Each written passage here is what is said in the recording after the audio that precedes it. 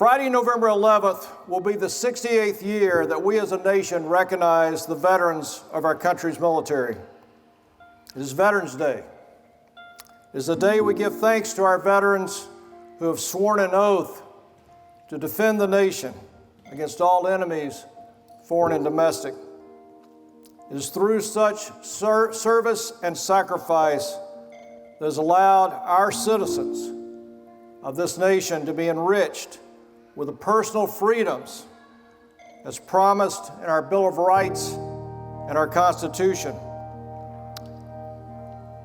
Today, 19 million veterans from the U.S. Army, United States Air Force, U.S. Navy, and the U.S. Marines and the U.S. Coast Guard constitute our veteran population.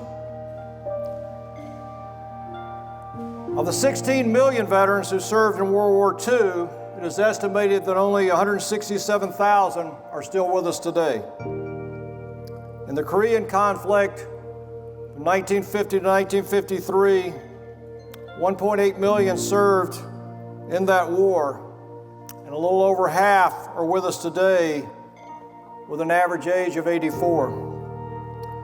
Likewise, the shadows grow longer for the veterans of Vietnam, with 2.7 million serving in the country 1961 through 1975, and only 610,000 of those brave veterans are with us today. In 1991, 650,000 American veterans answered the call during Desert Storm. And during the past 20 years, during the War on Terror, 3 million veterans served in Iraq and/or Afghanistan, with 1.9 million, almost two-thirds, being deployed more than once. We thank all of them and recognize all of them. I will close with a personal story. Several years ago, during one of my many flights out of Atlanta, Hartsfield, Jackson, I arrived at my gate early, and the earlier flight had not yet departed, and sitting up against the wall with a young soldier still in his combat fatigues with a full rucksack. I went over and kneeled down and introduced myself and thanked him for his service. And I shared that I had served in the mid-70s with the 82nd Airborne. He said he was heading home on a 30-day leave, bound for West Virginia that day. He'd come directly from Afghanistan.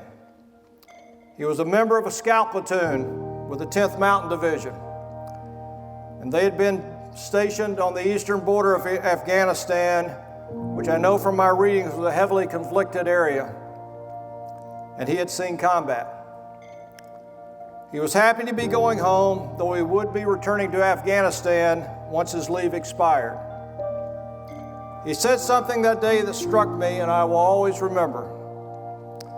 He said that day his older brother was picking him up at the airport, just as he had picked up his older brother, that same older brother, several years before, who had deployed to Afghanistan and come home on leave. Let's remember to give thanks for the service and dedication of these two young brothers and all of our nation's veterans this Friday, November 11th. God bless.